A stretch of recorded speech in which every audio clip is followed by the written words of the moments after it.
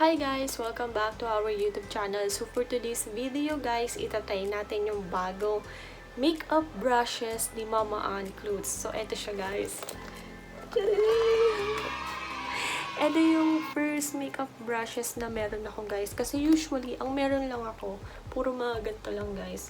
So ito yung first set na meron ako, kaya nakakatawa. Wala mo nang nakalagay sa face ko ngayon guys, or kahit anong makeup, kundi moisturizer lang yung in-apply ko ngayon para matry natin gamitin yung mga brushes.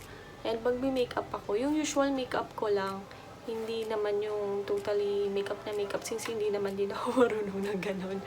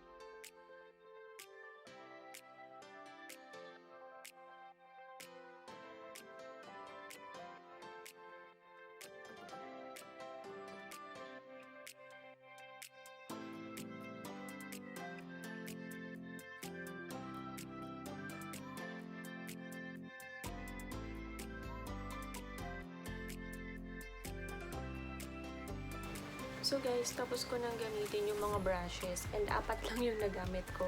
Ito yung mga yun. Powder brush, flat kabuki,